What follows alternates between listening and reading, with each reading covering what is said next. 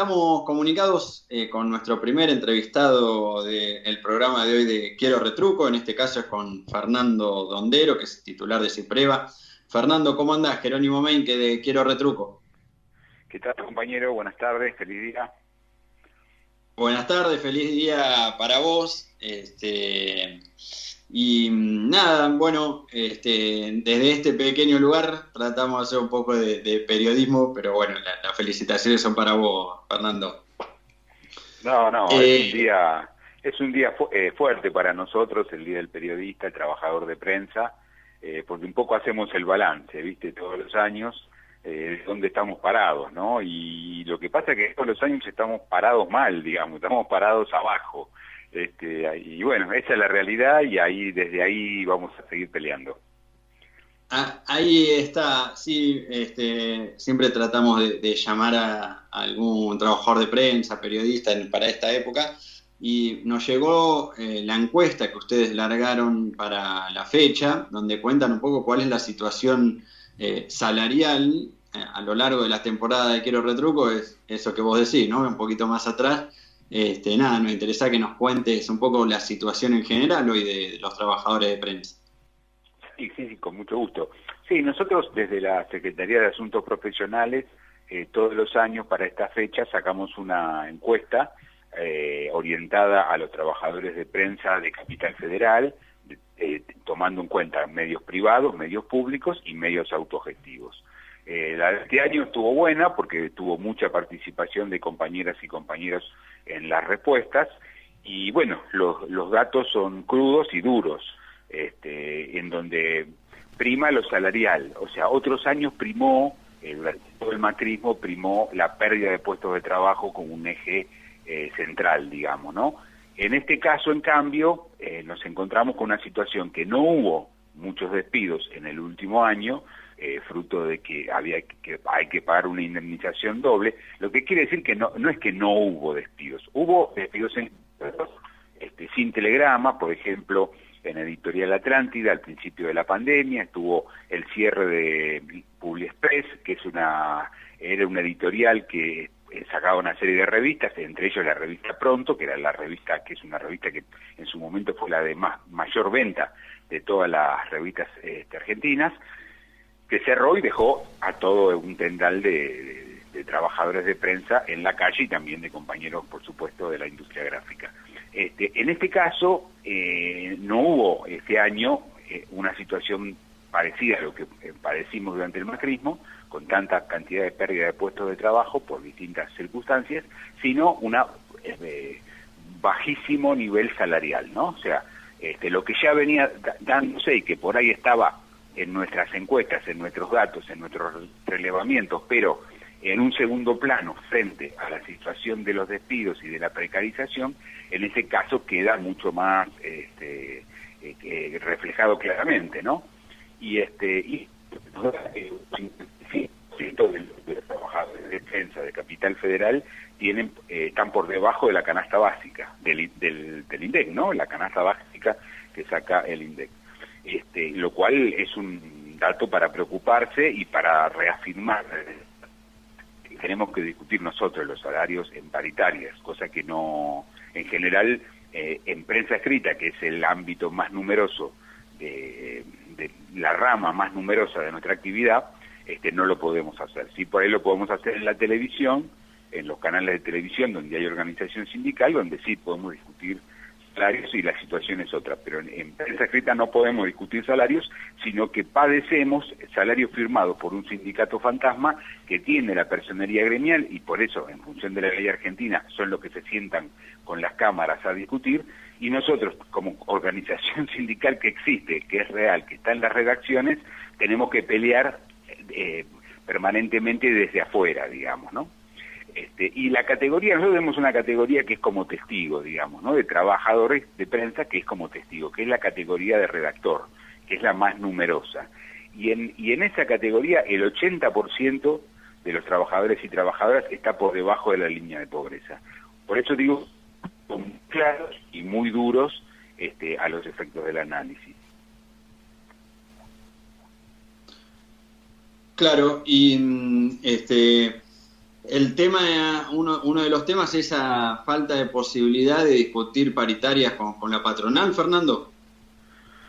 Y yo creo que sí, porque no es lo mismo. Y la otra consulta, la mayoría de los medios trabajan de la misma manera, o sea...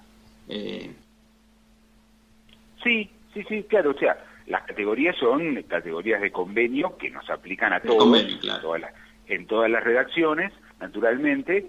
Las cámaras imponen determinado acuerdo salarial y lo consiguen. Después algunas empresas dan algo por encima de eso, como para aquietar las aguas, digamos, por ejemplo, en las empresas más grandes, como por ejemplo Nación, Clarín o Cronista, y en general el resto del gremio tiene los números que da la paritaria general de prensa escrita, en el caso específico de prensa escrita, ¿no? Por supuesto, y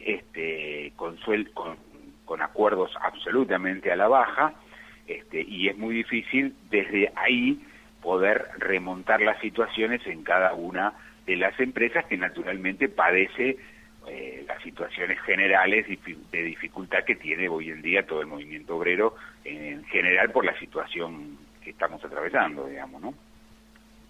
Claro. Oscar, vos le querés hacer una pregunta ahí a Fernando. Estamos hablando con Fernando Dondero del CIPREVA, así que hacele nomás. ¿Qué tal, Fernando? Oscar Muñoz te habla. Doy fe de la expulsión del sistema de trabajo durante el macrismo, porque yo fui una de las víctimas. Pero bueno, no quiero hacer acá un tono confesional. Te quería preguntar. El gremio de prensa, a la par de ser considerado esencial, de ser declarado esencial a los comienzos de la pandemia, fue también uno de los primeros que se plegó al sistema de teletrabajo, especialmente en la parte gráfica. Eso se ha venido continuando y prolongando en el tiempo. Quería que me hicieras una evaluación de cómo está hoy el teletrabajo en el gremio de prensa y cuáles son las perspectivas que le ves vos de continuidad a favor y en contra. Mira, cuando arrancamos la pandemia, el teletrabajo en prensa era algo bastante bajo, un porcentaje muy bajo. Habría un 10% de compañeras y compañeros haciéndolo. Tal cual. En este momento, el último relevamiento que hicimos nos da que el 67% de la totalidad de la actividad de prensa hace teletrabajo. Ajá. Dentro de prensa escrita es elevadísimo, porque todas las redacciones se volcaron inmediatamente de la pandemia el teletrabajo, y si bien hubo en algunos momentos donde algunas empresas pedían presencialidad de algún sector, cosa que está pasando ahora, por ejemplo, en Telan, Infobae, hay empresas que tienen un porcentaje de trabajadores que todavía no se aplica, por más que está y está reglamentada, y una ley que incluso nosotros en su momento cuestionamos por ciertas limitaciones que tenía, pero en realidad ni siquiera se aplica. Hemos conseguido en una sola empresa, que es Página 12, hemos conseguido un bono. Lo que nos dan en Página lo consideramos muy bajo, pero reconocemos que somos la única empresa que tiene un bono por teletrabajo, por los gastos que se ocasionan con internet, comunicación, telefonía, etcétera, etcétera. Y en algunas empresas lo que han hecho es dar computadoras a los trabajadores y trabajadoras que ejercen el teletrabajo y en algunos casos sillas apropiadas para la actividad. Eso es todo. Y después los gastos son del laburante.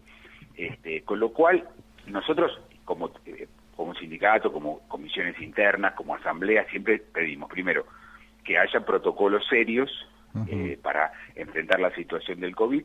Por eso estamos planteando hace meses la necesidad que al ser esenciales nos vacunen a aquellos compañeros y compañeras, sobre todo que están en la calle, a los camarógrafos, reporteros gráficos, mobileros, noteros, bueno, a los que se exponen, a los que las empresas mandan a cubrir a lugares que muchas veces no hay garantías, digamos, no hay garantías. Pero la realidad general en este momento es que el 67% de radio, televisión y prensa escrita hace teletrabajo, más focalizado en prensa escrita, menos en radio y en televisión.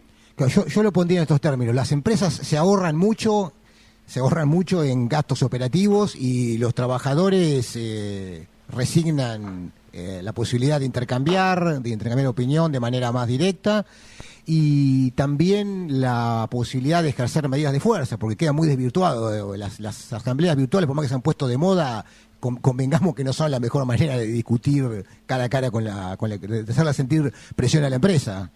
No, sin ninguna duda, sin ninguna duda. Igual ha sido importante las asambleas virtuales para mantener la trabajadores y trabajadoras, uh-huh. Pero además el paso del tiempo uno va notando el desgaste, claro, de todo eso, ¿no? Es indudable que para la organización sindical la falta de estar en las redacciones es una debilidad manifiesta, Eso sí. También la política del Ministerio... Disculpa que te interrumpa, Fernando. Sí. Eso lo sintieron porque en el medio de la pandemia una de las organizaciones que más golpeada fue por el tema del aislamiento fueron los gremios. Sí, sin duda. No, claro que lo sentimos. Igual hemos mantenido la organización sindical en todas las empresas que estamos, y te decía que incluso la decisión del Ministerio de Trabajo de suspender las elecciones, tanto sindicales de sindicato como de base, de comisiones internas, también lo vemos mal porque apunta a profundizar esa debilidad, digamos, ¿no? La fortaleza nuestra, ¿cuál es? Y es la de las asambleas, la de estar en la puerta de las empresas. Yo me agarró un ataque de nostalgia de todas las marchas que hicimos para el Día del Periodista en el 2016, 17, 18, 19, y los 2 últimos años estuvimos cada uno en su casa, comunicándonos de manera virtual, por teléfono. Es terrible, o sea, se siente, y además se profundiza con el paso de los meses, vamos a reconocerlo. Y todo eso lo aprovechan las empresas porque están preparadas para eso, digamos. Justamente, te quería hacer una evaluación en perspectiva. ¿Cómo evalúas vos que puede evolucionar o puede transformarse el trabajo de prensa de aquí en más, teniendo en cuenta estos avances que ha hecho las empresas justamente sobre los derechos de los trabajadores? A mí me parece que hay empresas que el teletrabajo les ha gustado. Claro. Y lo van a mantener independientemente de que se vaya en algún momento, ojalá pronto, pero en algún momento normalizando la situación. Claro. Hay empresas que de hecho permanentemente han intentado que vuelvan mayor cantidad de trabajadores y trabajadoras a las mismas, y nosotros siempre priorizamos en decir, bueno, el protocolo, cumplan los protocolos, la distancia, la seguridad para el trabajo, cosa que a veces conseguimos y a veces cuesta, pero digo, me parece que la situación ha tendido a cambiar en cuanto a que hay empresas que el teletrabajo les ha funcionado, y es como vos decís, ha abaratado costos porque no pagan nada y lo paga el laburante desde su casa, y en el marco actual de inseguridad, en cuanto a la posibilidad de enfermarse, hace que muchos compañeros y compañeras digan, no, yo no quiero volver a la redacción, por ahora. Tengo que tomar un tren, colectivo, subte, yo qué sé, no, es un lío. Yo prefiero laburar en mi casa. Y nosotros desde el sindicato nos preocupa la construcción sindical, porque sabemos que sin presencia en las redacciones nos debilitamos. Tal cual. Claro, la última, Fernando, te agradecemos por la nota. Van hacia una jornada el día miércoles, contanos un poco en qué consiste. Claro, bueno, vamos a hacer una serie de actividades a lo largo del mes, charlas, vamos a hacer presentación de libros, una serie de actividades, pero desde el punto de vista gremial, centralmente el miércoles hemos decidido, después de un plenario de delegados, resolver como es el día central de nuestra lucha gremial por nuestros derechos. El día próximo miércoles 9, elegimos un día de la semana del Día del Periodista que va a estar en el medio, que permite a todos participar. Vamos a hacer un apagón de noticias, una retención de tareas de 2 horas en cada redacción, con asambleas, con discusión de toda esta problemática con los compañeros y compañeras, y bueno, buscando fortalecernos y seguir peleando en función de que haya un periodismo real, pueda ser medios que puedan hablar. En ese sentido no solamente pensamos desde las redacciones de los medios hegemónicos o de los medios grandes, sino también pensamos en el periodismo que se hace desde los medios alternativos, barriales, comunitarios, populares, y bueno, que todo eso haga que haya muchas voces y que se pueda contar la realidad con un periodismo realmente democrático, federal y real. Ahí está. Bueno, muchas gracias. Te mandamos un saludo, feliz día y bueno, seguramente volveremos a hablar. Muchísimas gracias como siempre a ustedes que nos llaman y nos permiten expresarnos. Un abrazo grande y feliz día para todos ustedes también.